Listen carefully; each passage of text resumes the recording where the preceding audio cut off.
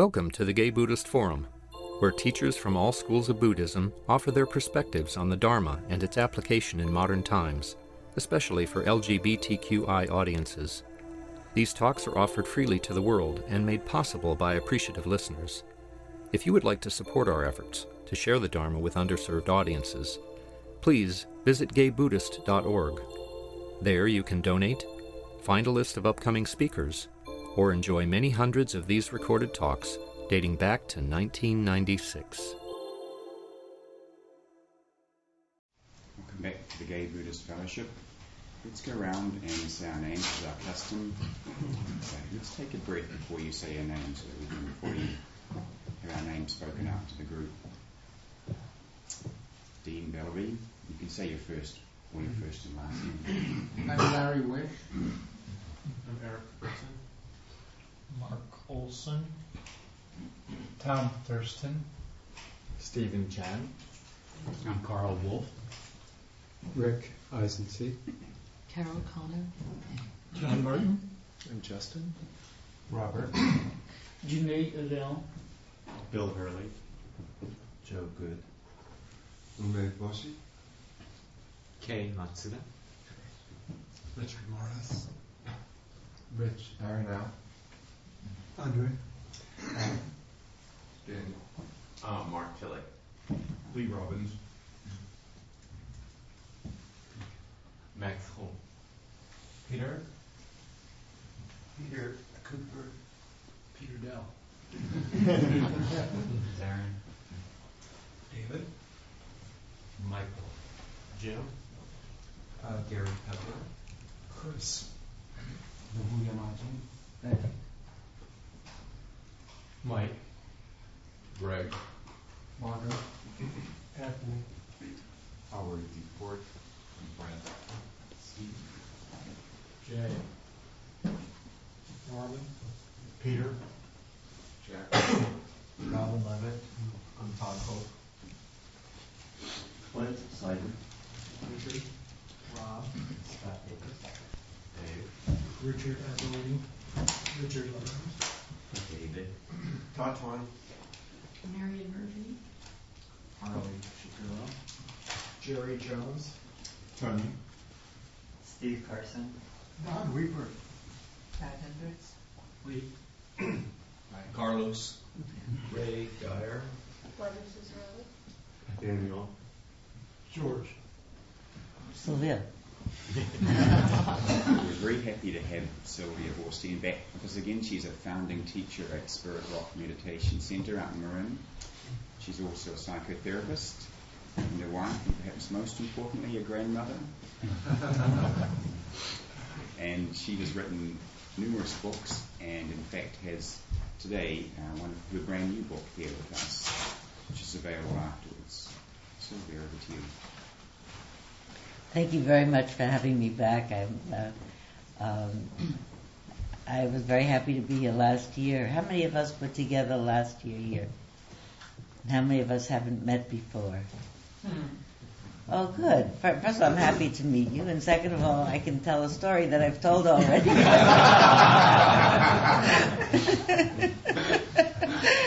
Because I have two favorite stories that I like to tell. And I thought, what if these are the stories that I told last year? But, so, good. Besides, I'm anyway known for telling the same stories over and over again. Before I forget what I really am prepared to talk about, I want to take a moment just to check out something. Did you hear the cell phone ring just a little bit ago? Okay, we don't have to know whose cell phone it was. What I'm checking out with you I'm assuming that it's true for you, as it was for me, that the cell phone rings, you think, oh, it's mine. Then you said, no, it's not. And then, did you not have the thought, I hope the person whose cell phone it was doesn't feel bad? Did you have that thought? How many people had that thought? Did you have that thought? That's very, very good. That's exactly what I want to talk about, really, not about cell phones.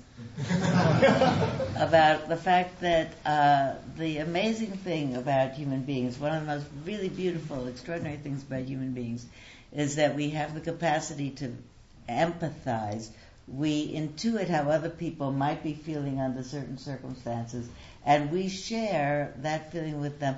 May they not feel embarrassed. That's all right. That's okay. You know that. Actually, the Buddha said about human beings that it was that capacity to experience the 10,000 joys and the 10,000 woes, he called it, of being a human being. In the middle of all the realms, the Buddha posited 7 realms of beings, and human beings in the middle, a little lower than the angels. Actually, that's a line from Psalms, but you have made us a little lower than the angels. Sometimes when I think about the extraordinary things that human beings are able to do on behalf of others, I think we're not so lower than the angels. I think this is really angelic behavior. So that particular piece that we have in us of intuiting how other people might feel and responding to them is, first of all, what I think makes us remarkable as human beings, and I think is what makes us happy as human beings. And really, I've taken this whole year and I thought, I wonder how I'll sound today, whether my Dharma will be different than a year ago. Am I saying things differently? So far, I've been back a month. Nobody has said you sound tremendously different. But if I was different at all, or if I'm saying anything different, it might be a different emphasis. It might be that I'm saying more what I taught myself in writing this book about really what are the causes of happiness. I mean, it's unusual, I think, in a Dharma talk to talk about the causes of happiness. We're more used to talking about the causes of suffering and the end of suffering, aren't we? And actually, I think the truth is, when I began to teach Buddha Dharma 20 years or so ago, I think I was heavy on the suffering. And I remember one particular time, especially I was teaching youngish people. I was teaching at Dominican College. I was teaching an entry-level religion class, and most of the students were young people who had just graduated from Marin County high schools in a time where there hadn't been war, in a relatively affluent communities. When I talked so much about suffering and the Buddha's intuition about suffering, they honestly looked troubled, like I was bringing them news that they didn't know about yet. And I felt badly, First of all, I like to please people, number one. And second of all, I didn't want to give Buddhism a bad rap. And somebody asked, quite soon actually, I remember some young person putting up her hand and saying, do Buddhists have birthday parties? So I think I had overdone the life of suffering. It's all dukkha. But the truth is, it is all dukkha. Not in the sense that every moment is painful and disagreeable, but every moment is ephemeral, and it won't last, and there isn't security in this moment. There's actually no security in anything or anyone. There's only this moment and its experience. So I listen to, sometimes I listen with a kind of a wry ear to ads that I hear on the radio as I'm driving along about build your security forever. I think we don't know from one moment to the next. Sad to say, I think a lot about, since I ride a lot up and down the highway, I live up near the Mendocino County line, come down to San Rafael to go to Spirit Rock often, come to San Francisco, and I often pass accidents on the freeway, and sometimes very bad ones. And I think to myself, this person got up this morning thinking they had decades ahead of them, and their family or their friends or their kin or their people expect them home that night. And really, when you think about life, it's not that every moment is painful, but every moment is precarious. You can't count on the next moment. You never know. That, by the way, was called the Kierkegaard joke when I went to school, which sounds funny by itself because nobody thinks that Kierkegaard joked around. This was his joke, though. Somebody is said to have said to him as they left their weekly meeting together, I'll see you next Tuesday. And he said, yes, I'll see you next Tuesday. If, as I leave your house, a tile does not fall off the roof and hit me on the head, and a horse and wagon does not run me over as I cross the street. But really, the Buddhist story, the monk who's chased by a tiger and jumps over a cliff. You all know that story? Some people don't know the story. Everybody knows it? No, so okay. A Buddhist monk running along in the time of the Buddha, so it's a very old story. Walking along, and suddenly is chased by a tiger, and comes to the edge of a cliff and has no recourse other than to leap over the cliff and hold on to a vine that's hanging over the cliff, and hang on to the vine. And here he is hanging on the vine, and you see it often in drawings on temple walls in Korea. I saw beautiful pictures of that. So here's this monk hanging on the vine over the edge of a cliff, and the tiger leaning over the cliff, and the great chasm below, and rocks and rushing water. So he can't let go of the vine, and here comes the tiger leaning over and starts gnawing away at the vine, chewing away at the vine. And in the picture, these are beautiful, great big depictions of this. There's a little plant growing out of a space, a cleft in the rock in front of him, and it has a strawberry growing on it. And in the story, it says at that point, the monk reaches out, takes a strawberry, and eats it, and says, "This strawberry is wonderful." And I really appreciate that story more and more. I heard it early on in my practice career, and I think as I'm getting older, I'm really appreciating it more and more in terms of the Dharma. I used to think it was a cute story. Now I think it's a tremendously important story. We are, all of us, hanging on a vine, really, all the time, from the beginning to the end. And we don't know how far the gnawing has gone, and when it's our last moment. We really don't. To live in this moment and to be awake in it, I think, is the promise of practice. And further than that, what I really have come to understand in this last year, apropos of happiness, is that we're not present in this moment just because it's the only moment we ever have. If we miss it, we don't have it again. One of my teachers once said to me, "It's your life, don't miss it," which really made a big impression on me. It's not just so I shouldn't miss it, and it's not just so I shouldn't enjoy it more from a sensory point of view. You think of all those strawberries that you've eaten while watching television and didn't taste the strawberries, or all the things we've done when we weren't there, really. I've thought about that sometimes, where my mind is distracted about something or other. Maybe I can go to the opera with a friend, but some problem is happening in my family or with a friend of mine. So I sit in my seat and my eyes are open, but I miss the opera. Has it ever happened to you that the inside story is taking up a whole lot of room? Or sometimes I'm driving my car to San Francisco and I arrive at the Golden Gate Bridge. I have no idea how I got there. So it's good that we can multitask. But to really be able... But I actually think that we are practicing presence for much more than just being here and not missing and not enjoying. I think we're practicing being here so we'll notice who else is out there in the world, and including ourselves. We'll notice what's going on with ourselves and with other people, and the possibilities for empathic connection can happen. And I think that really what happiness is about is feeling warmly connected in one way or another with oneself, with one's kin, with one's friends, with one's community, with actually all beings ultimately, even those we don't know.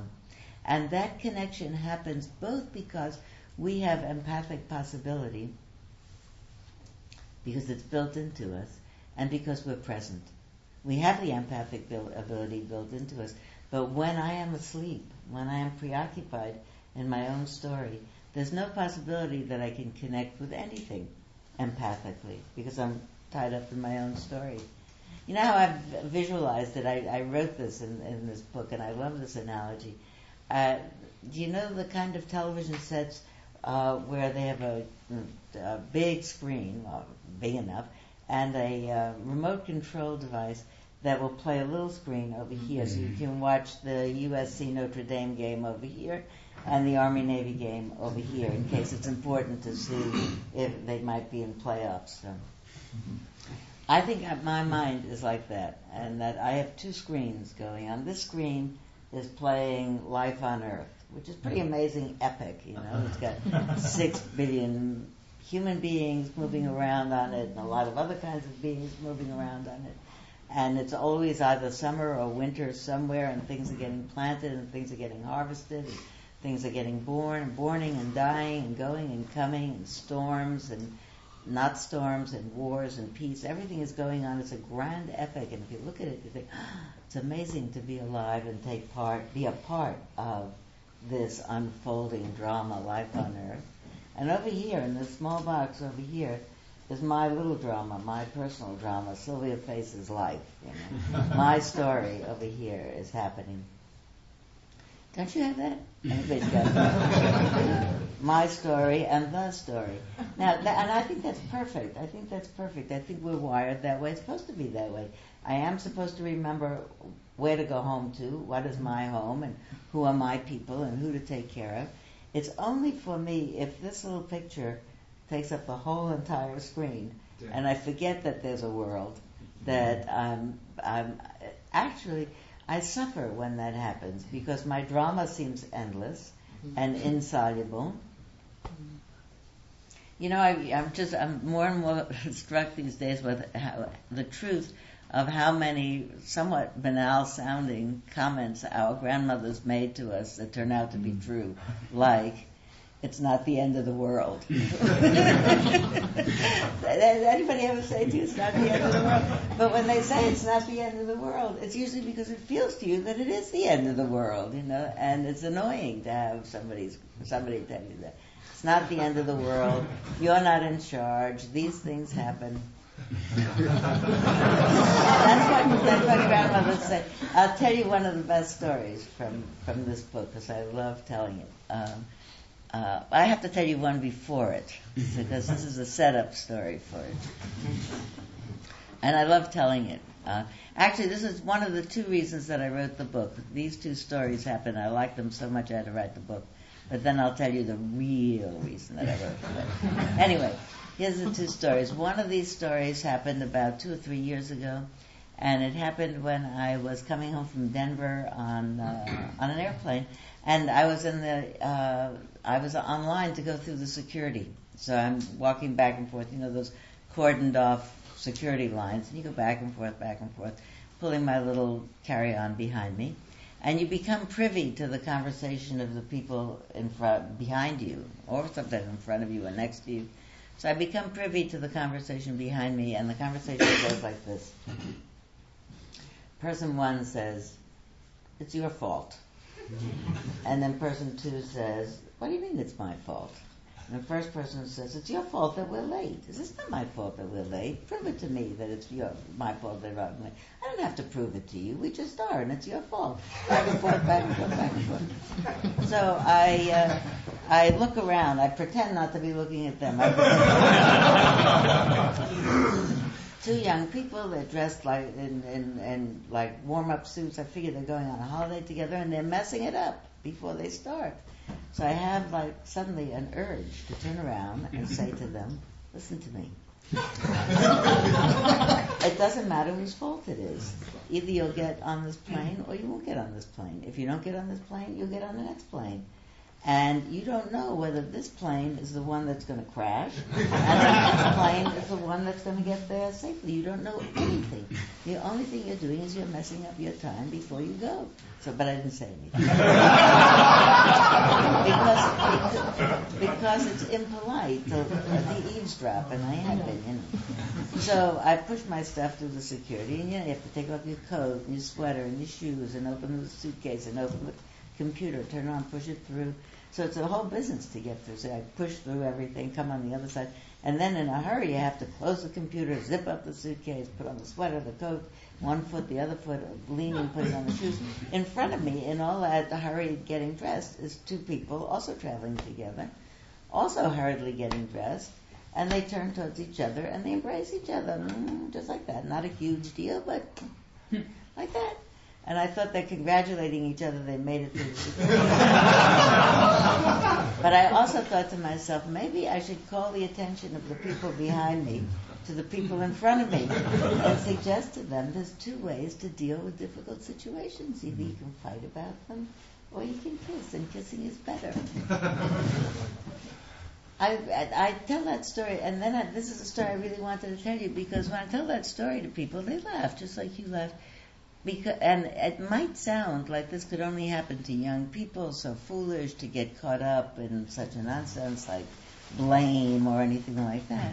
So I want to tell you that such a nonsense happens to me, and still, because I think one of the truths of practice is that, as far as I can tell so far, the possibility of becoming broadsided by something that you didn't expect and confused continues no matter how much you practice.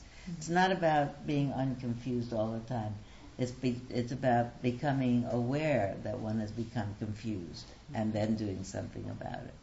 So the story I really wanted to tell you is about having gone back to France. I spend every fourth month, more or less, living in the south of France, which is not a bad thing. Only for the past 3 years, but that's one of the things that my husband and I have decided we can do now at the end of our lives.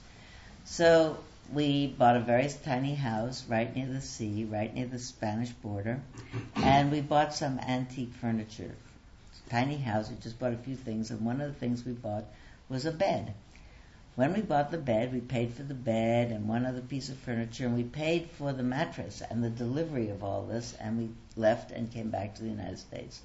When we arrived 3 months later, everything was installed in our house, the bed was set up, there was a mattress on it, and there was a bill for 400 euros in excess of what we'd paid. So I phoned the antique dealer and I said, I'm confused about this. We had a bill that it covered the mattress and all of this, paid in full.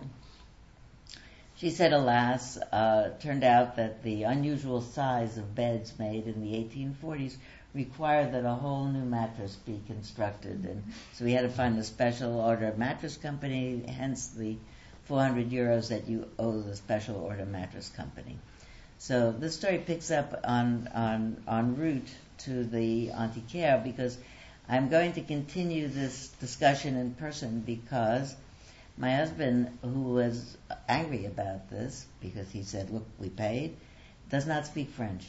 So I was obligated to go with him. He wanted to continue the discussion. I myself am conflict avoidant. At all costs, I don't like to have conflict.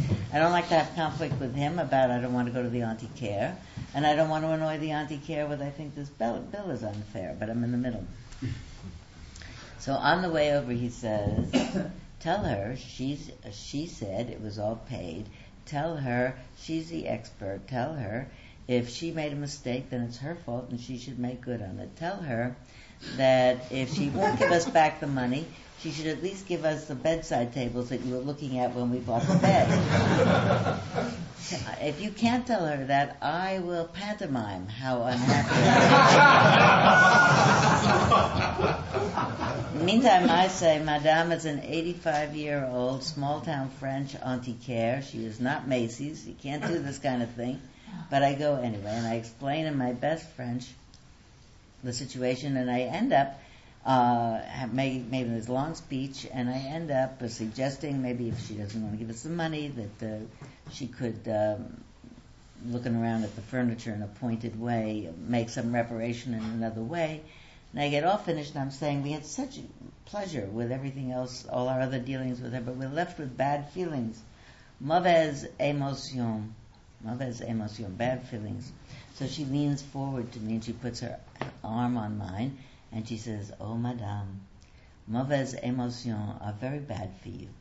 You should put them down. It's in the past. Forget about it. These things happen. As she's saying that to me, I realize that every part of it is true. It is in the past. It's now fired up in the present.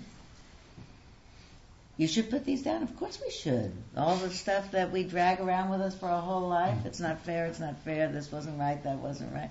I have a friend who says it's not fair are the 3 words that have caused the most trouble in the history of the world. It's not fair. But the final thing that she said, these things happen. is really like the most pith dharma. Everything happens in the sphere of things that happen to people. A $400 surprise bill, 400 euro surprise bill is really nothing. It's nothing when you think of the terrible things that happen to people, the dreadful calamities that happen to people. It's really nothing. And the truth is that everything happens. Everything happens for a reason, but not often not for a reason that you could see. It's not fair. I mean, that's a funny story, but here's a cognate bit of a story. My very good friend Martha, to whom this book is dedicated, because she died, it'll be 2 years, February 15th. My very good friend Martha died of pancreatic cancer, and it wasn't fair, She was a young woman. And she said, one time she said, I don't think I'm being very Buddhist about this, during her illness. And I said, what do you mean not being very Buddhist? She said, well, I'm not opening to the experience with equanimity. I said, sweetheart, you have a terrible disease, that opening to... That's not what you're supposed to do. Just so you're not supposed to be mad at it. She said, well, I think I'm mad at it. So I said, well, I think then you're just not supposed to be mad at yourself for being mad at it. She said, well, sometimes I am. She said, but she said, sometimes I get caught in the thought, why me? Why me? Why me? So when I'm thinking, why me, I really suffer. And then after a while, I think to myself, why not me?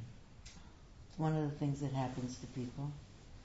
And then I'm sad, and I'm pained that I'm dying, but I'm not suffering anymore. So in a way, I like to tell you the funny story first, the really trivial story first, because I think for all of us in this life, we have to do a why me, more than once, lots of times. Why me? Things don't happen, and we really want them to happen. It's very hard to keep one's heart alive and one's courage alive. When I wrote this book, I was going to call it Keeping Your Heart Alive. But the publisher that I submitted the book proposal to didn't think that was a good title. They didn't want that. And besides, happiness is very in these days. But I actually wanted to, the other title I had for it was The Well-Tempered Heart. I thought that was so clever and subtle, and they didn't like that either.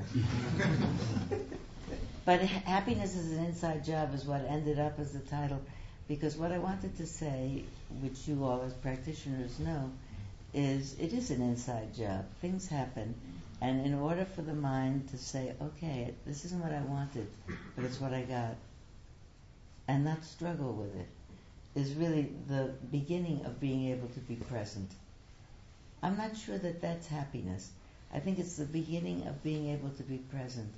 I think the possibility, once we're present, is we can be present and in warm connection with ourselves, with other people. We can be present with compassion. We can be present with appreciation.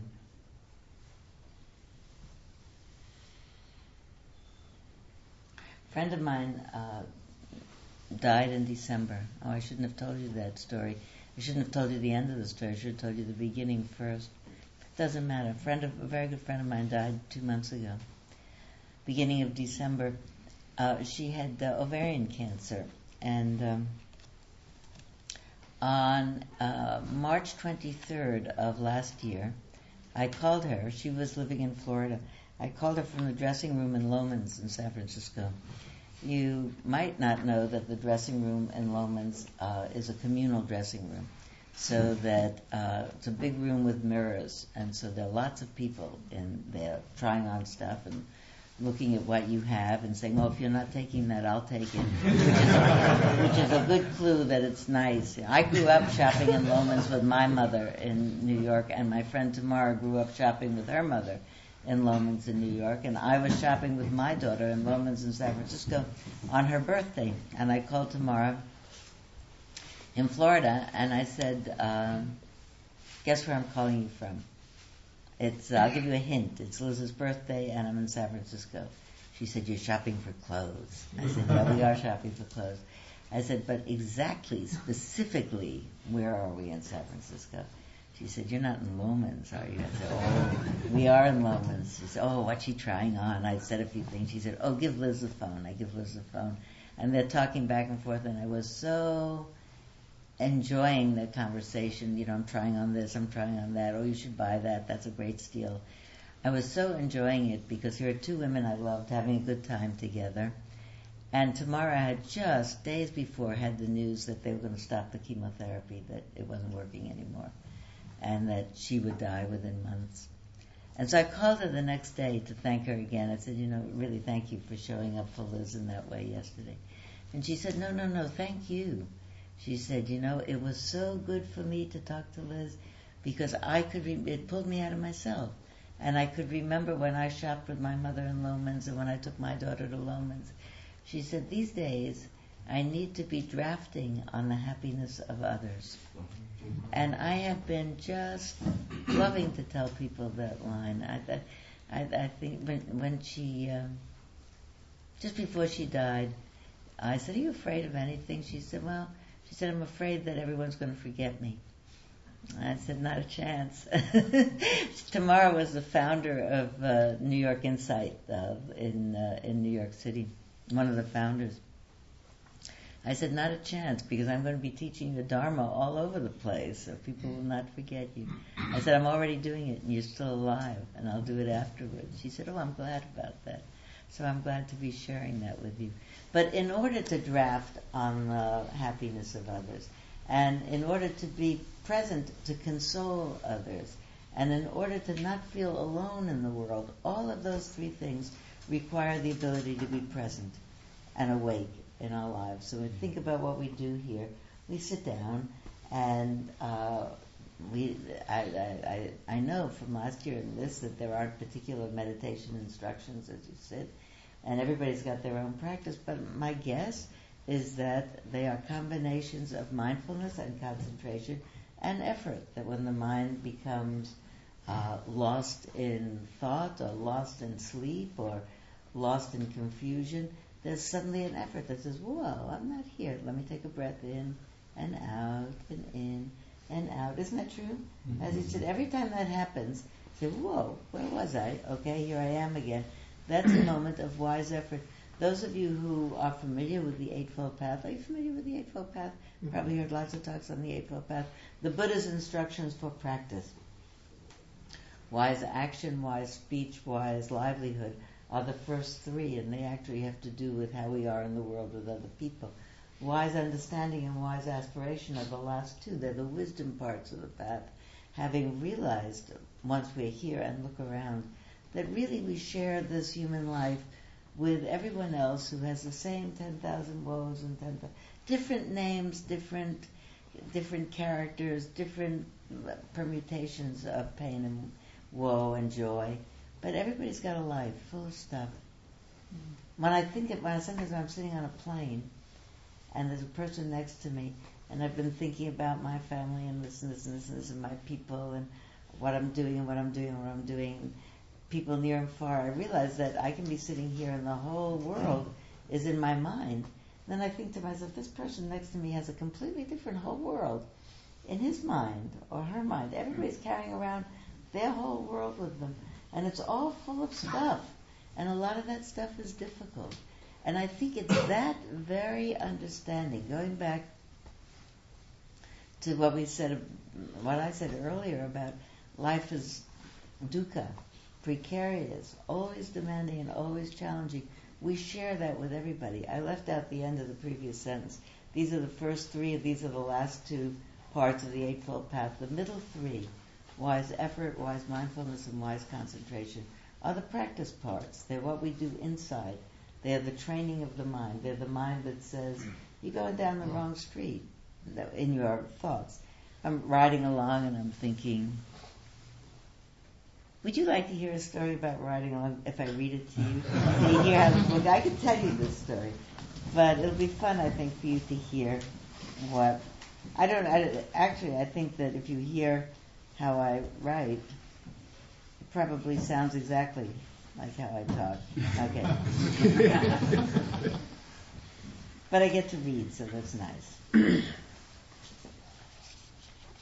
about riding along in the mind storm. So, and it starts with saying, this is a story from my life, but maybe you'll recognize yourself in it. Change a few of the minor details and it becomes anyone's story. That's true. I got a $270 ticket for driving alone in the carpool lane on a drizzly February afternoon. I was already exhausted, and the ticket felt like the last annoying episode in a day that had already seemed full of annoyances. Officer, I said, please listen to me. I did not do that purposely. My daughter called me on the cell phone. She was distraught. She needed to talk. I was trying to listen to her and still drive carefully. And I just said, hey, I see I'm accidentally in the carpool lane. I need to get back into the traffic. I have to hang up. When I saw your lights flashing, please, please, please do not give me a ticket. He said, I need to see your driver's license and your car registration.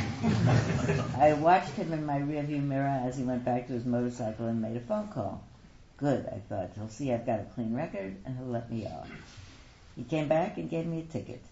It's not a moving violation, he says, just a fine. Drive carefully as you get back into the traffic. As I drove off, I saw him getting back on his motorcycle. Where were you, I thought, 10 minutes ago when that little green Corvette doing 80 miles an hour was weaving back and forth across all the lanes and menacing lives? I was mad. The phone rang again, same daughter. What happened? I got a ticket. I'm so upset. It's my fault. Don't be upset. I said, what happened, happened. Getting upset is extra. I'll just be more vigilant from now on about where the carpool lane is. I'll learn from it. I'll call you later. Off the phone, free from the constraints of appropriate behavior, my irritated mind went looking for more grievances to stew over. That's true, isn't it? It does that. Yeah. You know, like, what can my... No, it's like the mind growling. What could I do? If only that meeting at Spirit Rock hadn't gone on so late, I thought, choosing the next to the last annoyance to focus on. I can't believe how some people belabor a point so endlessly. If we had finished on time, there wouldn't have been so much traffic and the carpool lane hours wouldn't have started. The last miles of my drive home are off the highway, and most of them are on a country road that winds through vineyards. Usually I enjoy that part of the drive. But I was distressed, eager to get home. I could hear my mind organizing the litany of indignant woe that I planned to recite as soon as I got in the door. I tried out several opening lines. You can't imagine what a totally terrible day I had. Carpools are a menace. Where are the cops when you need them? Just then, turning a corner, I startled a jackrabbit crossing the middle of the road. I braked hard and skidded forward. The jackrabbit took off and sailed in an impossibly high arc over the path of my oncoming car, landed in the grassy hill at the side of the road, and hopped out of sight. My heart jumped as well, first in alarm, then in retreat at not having hit the jackrabbit, then in delight at its magically graceful, life-saving leap. As I drove on, I watched my mind debating between reviving the woes of the day story or switching to the amazing jackrabbit story. The second, the complaining, seemed juicier. I remembered that I'd once heard that the conventional wisdom for TV news broadcasts is lead with trouble. It captures the attention. Then I realized that the woe presentation I'd been preparing had been an attempt to deflect Seymour's attention from the traffic ticket and avoid possible criticism. You got a what? That doesn't seem very mindful to me. Do you know how much that fine is? Driving up the hill to my house, I realized that my irritable thought tirade was also deflecting my attention from the fact that I was tired and hungry and ashamed of myself for getting a ticket. So I arrived home and I told the story straight. I saw a phenomenal jackrabbit. I am tired and hungry. I got a $270 ticket for driving alone in the carpool lane. I feel bad about it. I wish I'd been paying better attention. Let's fix dinner.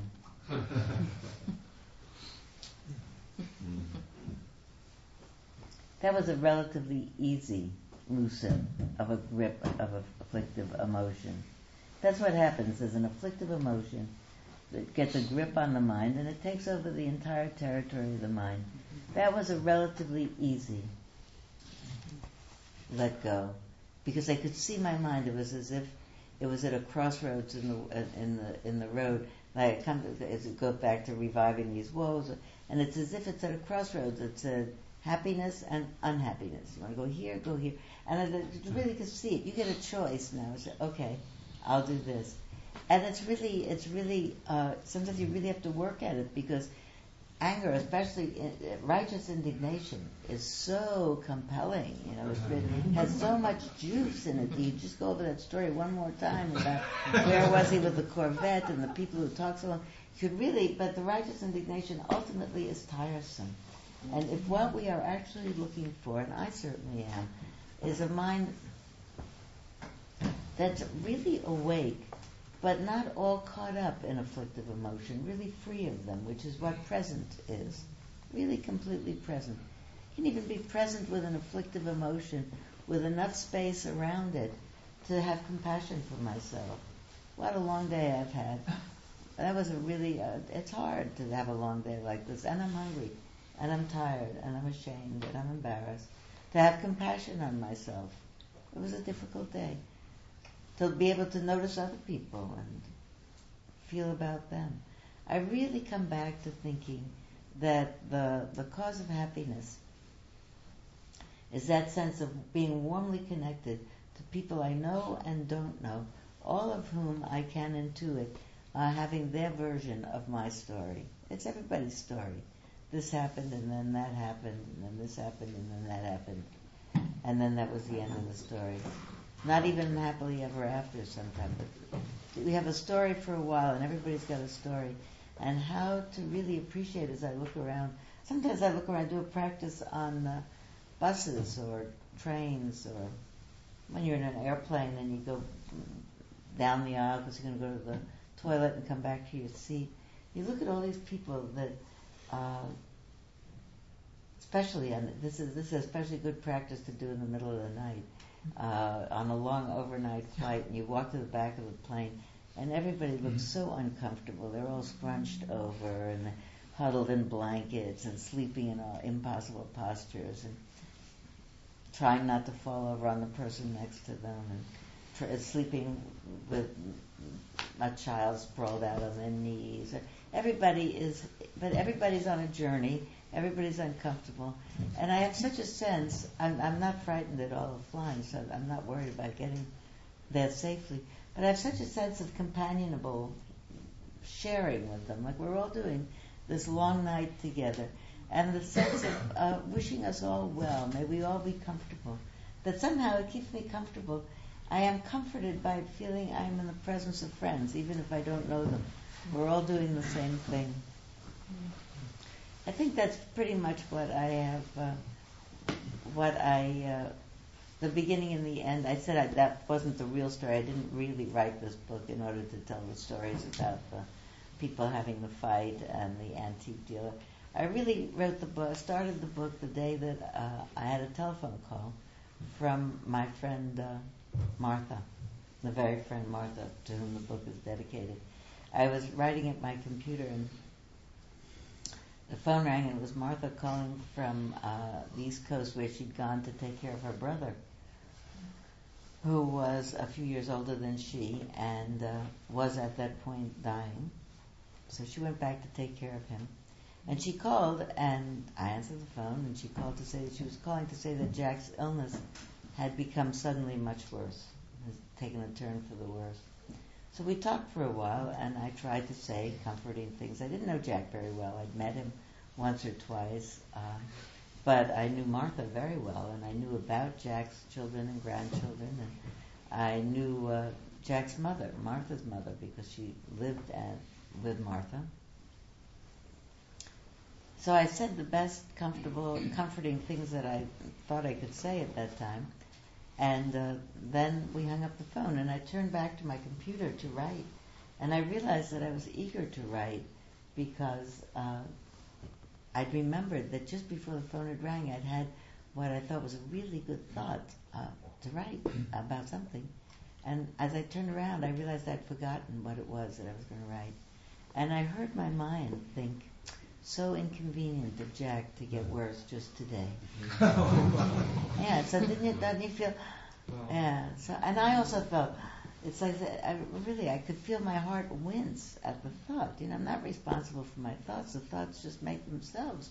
But my heart winced. So I turned off the computer, and I lit a candle, and I sat down on a rocking chair near my window, and I looked out the window, and it was the fall of the year, and the last flowers in the flower pots on my deck were getting ready to die or dying. And I was thinking about the frailty of life experience and how everything passes. And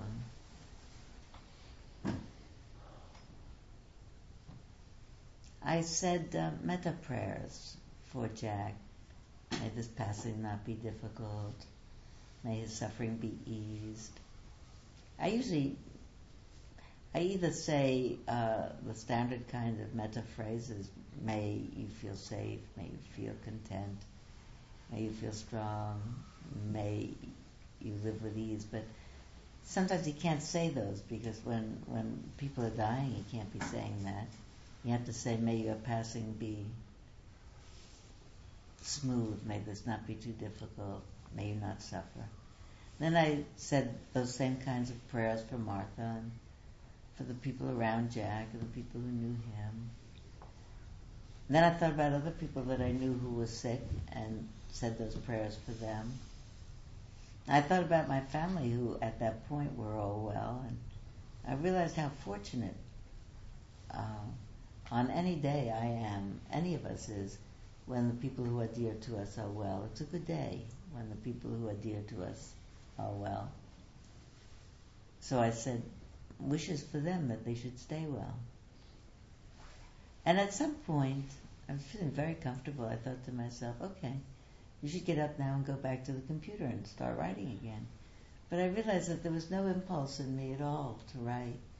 And I realized that there was nothing that I feel better doing than being in warm connection with people, either in person or in my mind and heart. And I think that was really the moment at which I thought, that's really the answer to happiness. It's not just that the mind is present, but it's present and in connection. And the connections that we make are different depending on the circumstance. In an ordinary circumstance, walking down the street, looking at people on a minibus, I don't know anything about the people, so it's not. The connection prayers would be, I hope you have a good day, I hope your day goes well, whatever. Even I can sometimes not even have words, but you think, bless you, have a good day. But really, have a good day. Sometimes when we meet a circumstance that's difficult, the same present mind, resting in equanimity, says things like, may your suffering be eased, may you feel strong through this, may you manage this with grace. Sometimes when the circumstance is wonderful and exciting, somebody's having some good fortune, and you really rejoice for them. I think may your good fortune last for a while. May you really enjoy this. Actually, that good fortune blessing is, in my experience, one of the harder things to do. When other people are having good fortune, especially in an area that you would like to have the same good fortune, I realize that what comes up sometimes in my mind is envy, and wishing them and me, may we continue to have pleasure in our lives, may good things happen to us all. It's a way of balancing the mind without hiding from the fact that envy has arisen in me. I think it's all about rebalancing the mind to equanimity so that wisdom can prevail. I think that's what happiness depends on. I taught it to myself. I didn't know that when I started writing this book. I knew it when it was finished.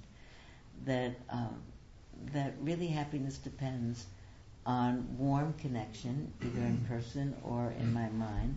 That warm connection depends on presence, so that I remember.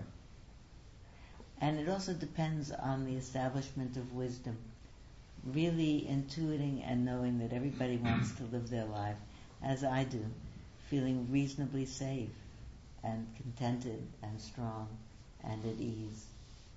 I don't have to know anything more about them, but that they're a human being, so they share that. We all want to get from one end of this life to another with as much happiness, as much pleasure, as much contentment as we can. And I think that my experience, I feel, I trust that I make it through this life because I feel myself to be in warm connection. I think it's the antidote to loneliness and isolation. It's not an I who's doing this, but we who are sharing this. I see that it's almost 12, so alas, because I could talk on and on and on. But I know that in a few minutes we'll get up and do a dedication of merit. I would like for us to just end with some wishes for all of us. So we won't say I or you. I'll say them in the we form, and maybe you could think them in your mind.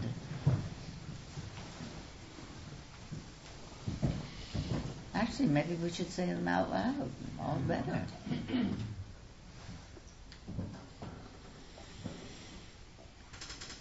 May all of us here feel safe.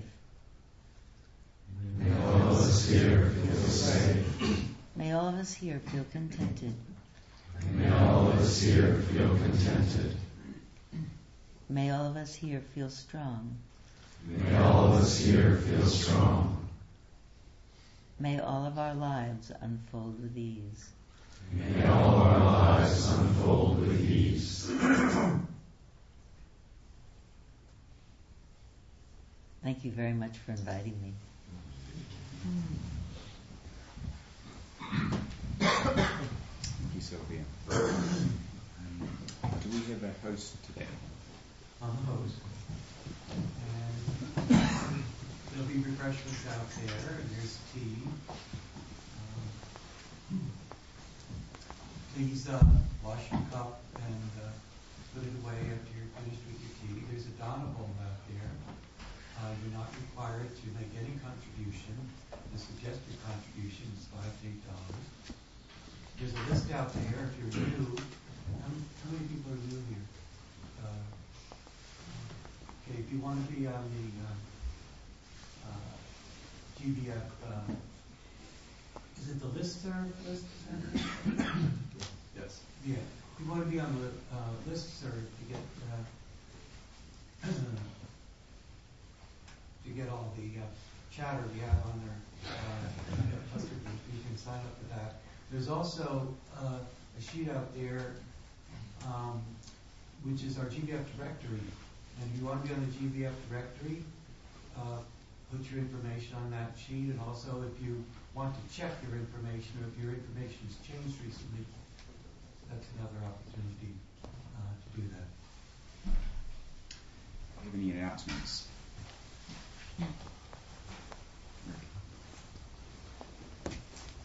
Hi, I have an announcement about the workshop I'm doing at Esalen in 4 weeks. I sent out a notice to the listserv. I also brought by the catalog, which I put a stack of out there, as well as a description of the title, which is called Gaining and Exploring the Edge. People often say the edge of what? It's kind of the edge of longing and resistance, and also autonomy and intimacy. And I'll be around for a while to let people know more about it. Thank you. What is it again? It's called Gaining and Exploring the Edge, and it's a workshop at Esalen in 4 weeks. It's February 22nd through the 24th.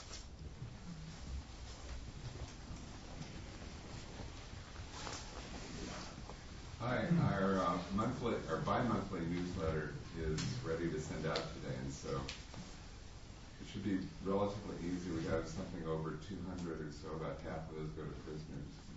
And we could have 8 or 10 guys help to full, stable, collate, label, and stamp, it should go pretty quickly. So we'll gather about 15 minutes after the tea and cookies. So come on out. Thank you. New announcements with our social half hour. Yes, my name is Ume Boshi, and in the East Bay, once a month we've been gathering for breathwork exercise. I'm a yoga teacher, and breathwork is very supportive of your meditation practice.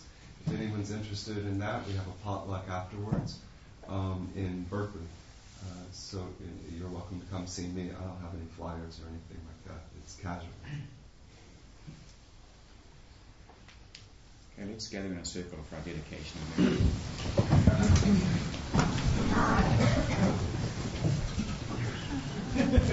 Carol. But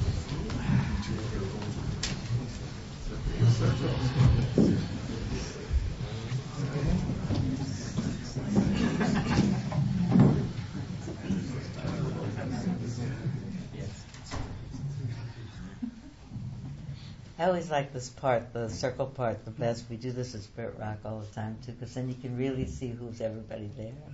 So I like it. I like to use that time to look around for a minute and appreciate that the importance of community. For the merit that we accrue for the being here together and studying together and sitting together and joining together in the intention to keep our minds clear of confusion so that we can be present, and that our best qualities of empathic compassion and friendliness and support, appreciation can manifest for our own well-being and for the well-being of those around us. May the merit that we accrue from that be offered without reserve for the well-being of all beings everywhere. May all beings everywhere feel safe. May all beings everywhere experience contentment. May all beings everywhere feel strong for all of their lives. And may all lives unfold with ease.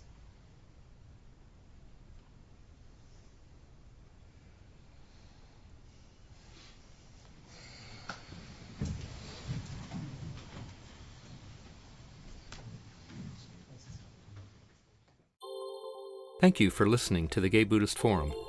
If you would like to hear several new talks per month and be notified of upcoming speakers so you can participate live, please subscribe to this podcast, like us on Facebook, and join our mailing list by visiting gaybuddhist.org.